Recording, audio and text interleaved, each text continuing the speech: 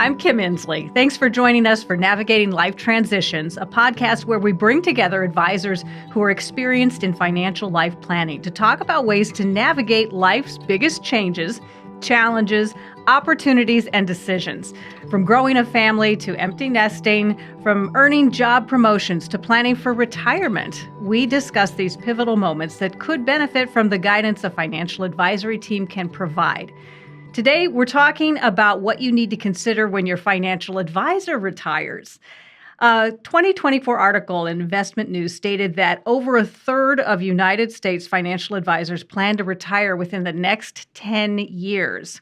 So, how do you make a succession plan to help keep momentum not only in your portfolio, but also with your financial life goals? Joining me is Karin Vertel, Director of Client Services of JNBA Financial Advisors, and Elise Houston, an advisor at the firm, which serves clients in Minnesota, Florida, and throughout the United States. So, Karin, let's start with you. Demographically, a lot of people are retiring, so it's not unusual we would find a lot of financial advisors retiring. No. Not the news you want to hear, though, when you've entrusted someone with your life goals and everything. So let's start with when you hear that conversation, what should you be doing? Well, first of all, I'm glad we're talking about it because to the statistic you shared, I don't think there is a lot of conversation happening about this. Mm-hmm. Yet it is something where when people are going through it, it is a transition that observation and talking with people is that there's a lot of emotion behind it. If they've been with an advisor for 5, 10, 15, 20 years, they're kind of surprised about this feeling of like, oh my gosh, I've established this trust with someone and now there's a change that I have to embark on, find a new relationship that there's apprehension with, but which is understood given maybe the emotion with the situation. Yeah, and I think a lot of people, certainly in my age group, reaching the age where all of these professional, whether it's your hairdresser, your doctor, whatever, they're all, oh my gosh, yeah. They're all retiring. So you're kind of getting used to this whole thing now. I know if you're with a firm, there are options within the firm. Being with someone who's a solo practitioner, a little bit different. So what are your options, Elise, when this is going on?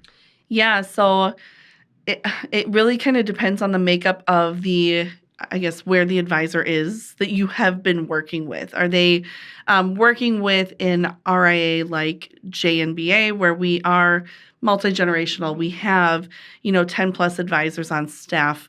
Likely you have 2 advisory team members already part of your team, so there's continuity in that transition.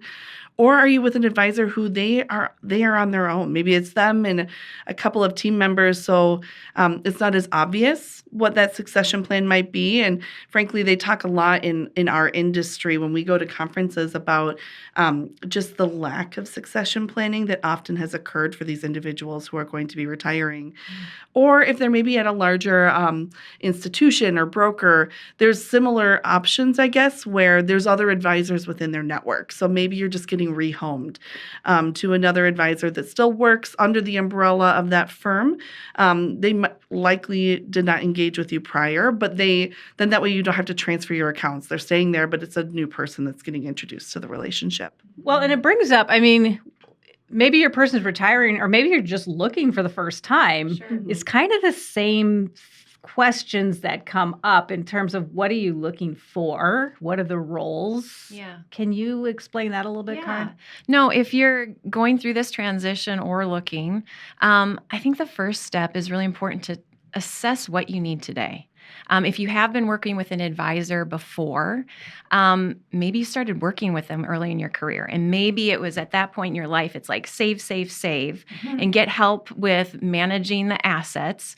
And it's more of an investment management type of relationship where maybe you're farther along in your life and you really are looking for ongoing counsel. Things are happening in your life. You're looking towards retirement or you're stepping into retirement.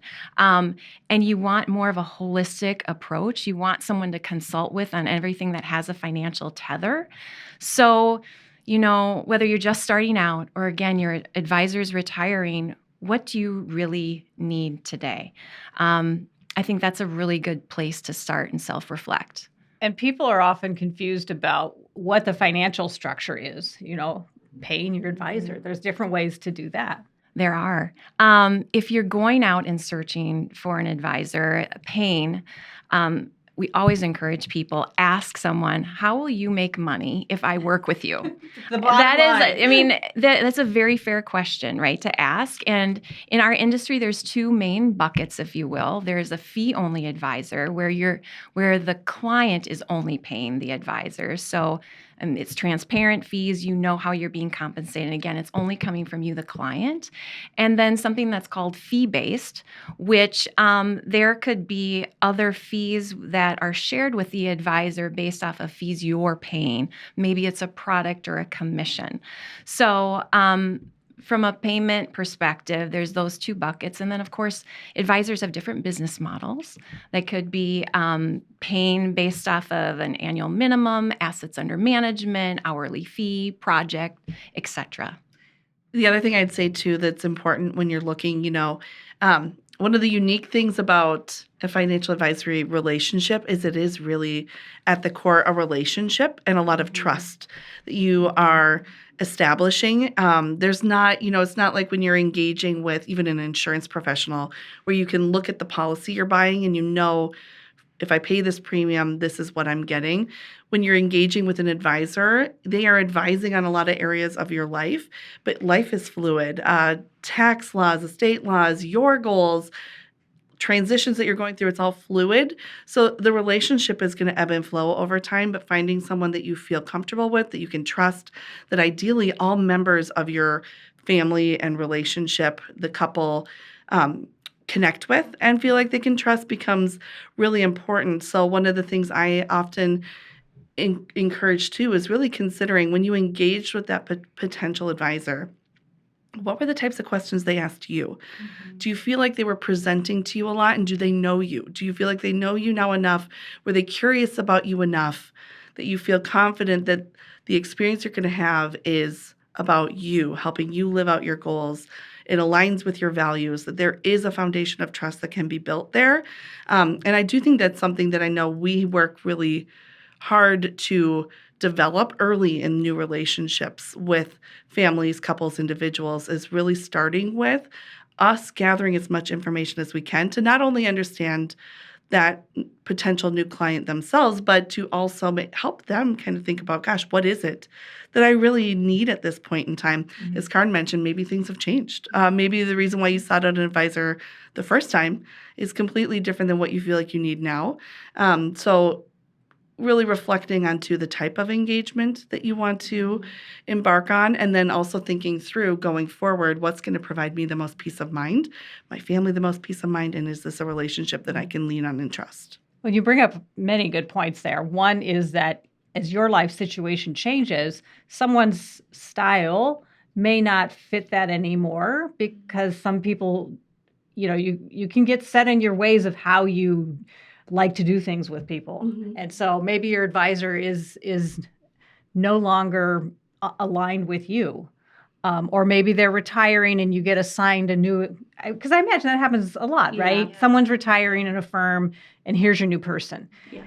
And perhaps you don't click. So what are your options there? Yeah. To change or say, I need somebody new? Yeah, I think first and foremost, to Lisa's point, an advisor really, trust is so important. And if you're with that or talking to that retired or retiring advisor, hopefully you have that trust where you can say, hey, I'm not clicking with this person. Can you help me find another resource? And all advisors would want that opportunity, I think, to have that dialogue with you. And if there isn't an option there, then it is going out to the market, I guess, and look for what your options are.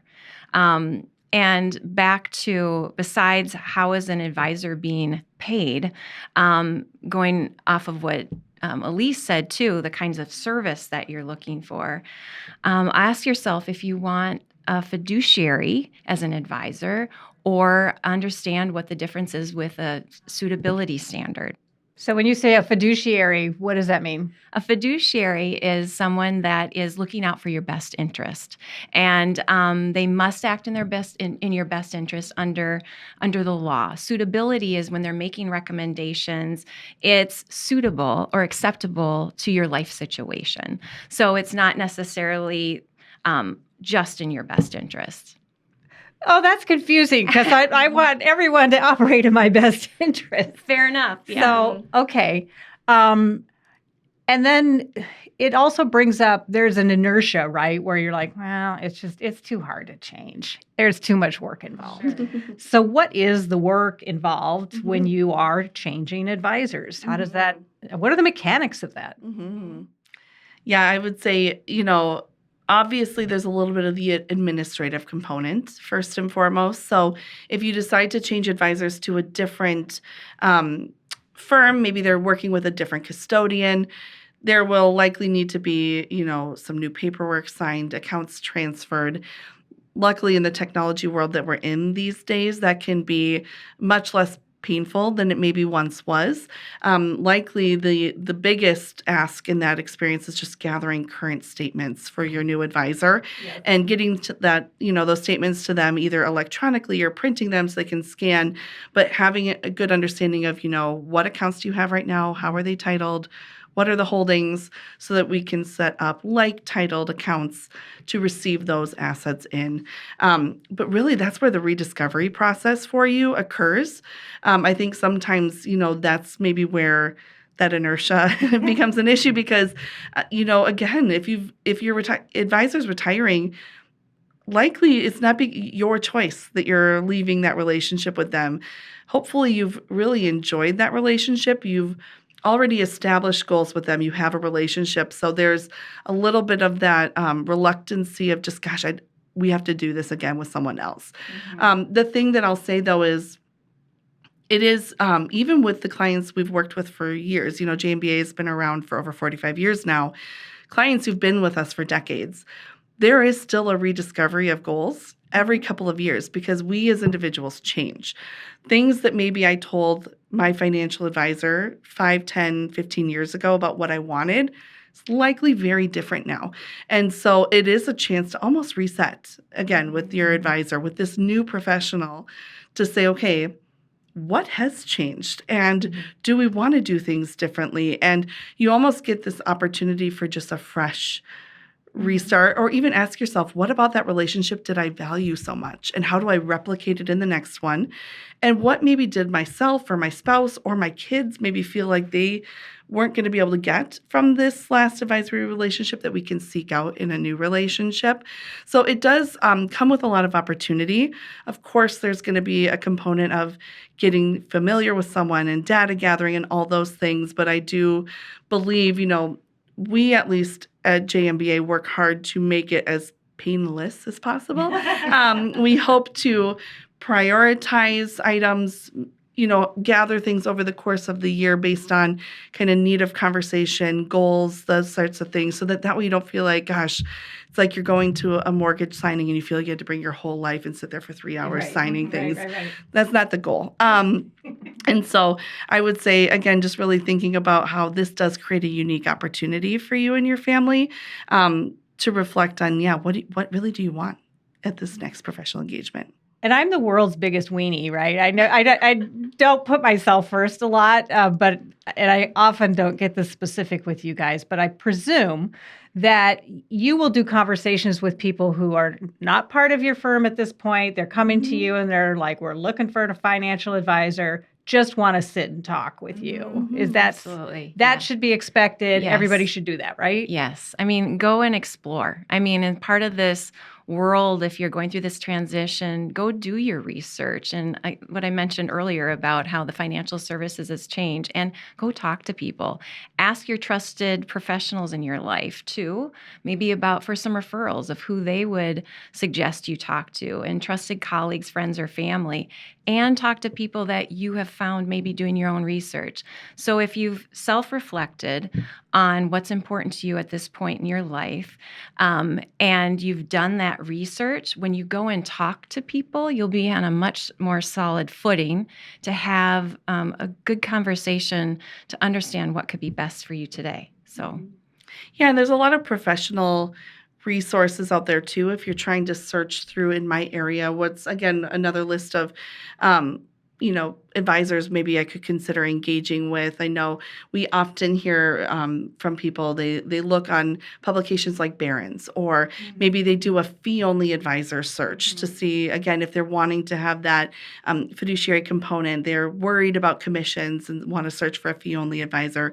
Even searching for fiduciary can be a great option if we all tend to turn to Google. But to Karin's point, because this is such a trusted relationship based, asking the people that you do trust in your life right now, who do you work with, should also give you a lot of great options to explore.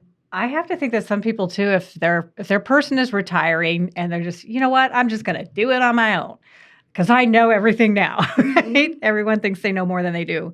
If you're thinking of a DIY situation, what questions should you ask yourself about whether that's really the way you want to go?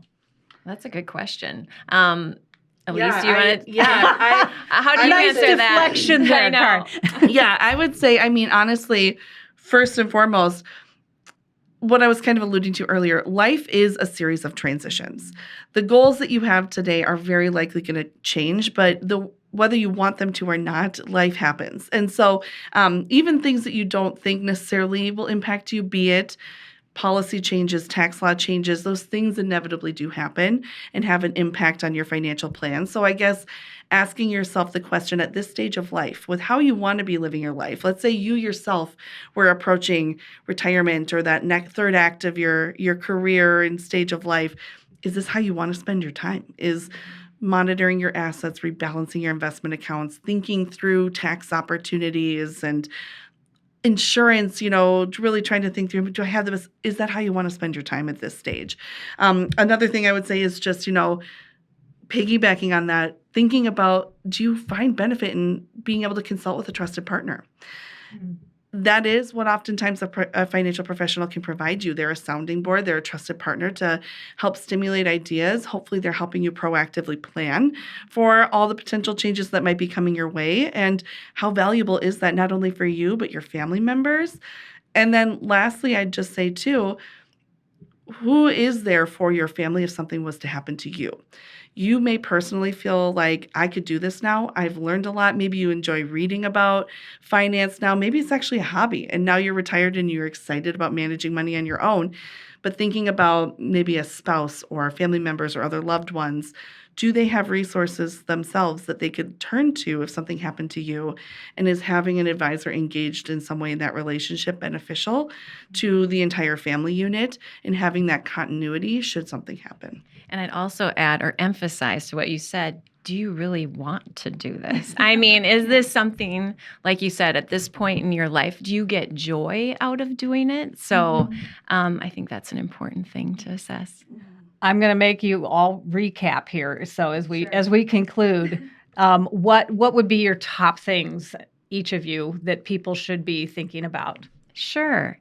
I would emphasize use this transition as an opportunity to self-assess and reevaluate what you need in your life. To all the things we talked about, what do you value most? What kind of relationship do you want? I would also encourage people to, take a little bit of control and spend some time researching on today, what are those kinds of options available to you in a financial advisory relationship? And then talk to people and find, I know we want a long-term relationship and we want a good fit. People, our team, all advisors, I would say, go into this business to help people and to build relationships with people.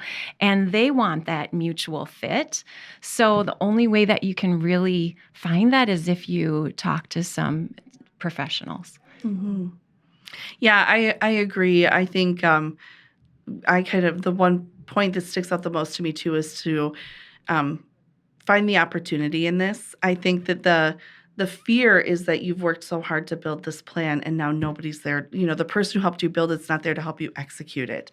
But there are a lot of wonderful professionals in the industry, likely ones that you'll click with as well. And while you kind of mourn maybe the relationship that you've built with this advisor a little bit, there is a lot of opportunity in it too to almost do some self-reflection, even some rediscovery, and build another trusted relationship that maybe fits your stage of life right now and will serve you and your family going forward. So yeah, opportunity is what sticks out to me as well. Always look at the bright side, right? Yeah.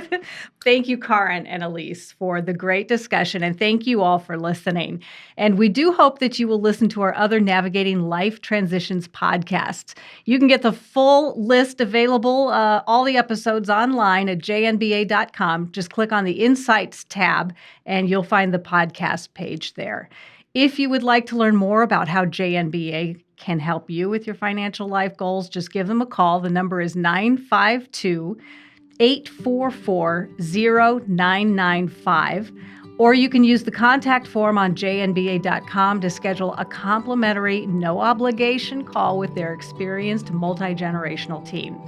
Thanks again for listening. I'm Kim Inslee, and I look forward to navigating more life transitions with you on our next podcast. Past performance may not be indicative of future results. Different types of investments involve varying degrees of risk.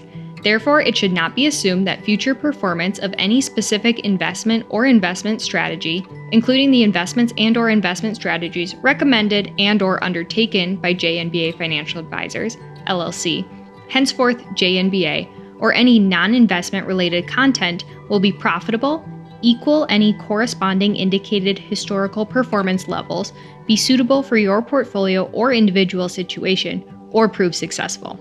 JNBA is neither a law firm nor a certified public accounting firm, and no portion of its services should be construed as legal or accounting advice. JNBA is not an insurance agent, and no portion of the above should be construed as insurance advice. All insurance issues should be addressed with the insurance professional of your choosing. Moreover, you should not assume that any discussion or information contained in this podcast serves as a receipt of or as a substitute for personalized investment advice from JNBA. A copy of our current written disclosure brochure discussing our advisory services and fees is available upon request or at jnba.com. The scope of services to be provided depends upon the needs and the requests of the client and the terms of the engagement. Please remember, if you are a JNBA client, please contact JNBA in writing if there are any changes in your personal, financial situation, or investment objectives for the purpose of reviewing, evaluating, and revising our previous recommendations and/or services. Or if you would like to impose, add, or to modify any reasonable restrictions to our investment advisory services. Unless and until you notify us in writing to the contrary, we shall continue to provide services as we do currently. Please note, all services provided by Kim Inslee are separate and independent of JNBA Financial Advisors. For complete disclosure information, please visit jnba.com/disclosure.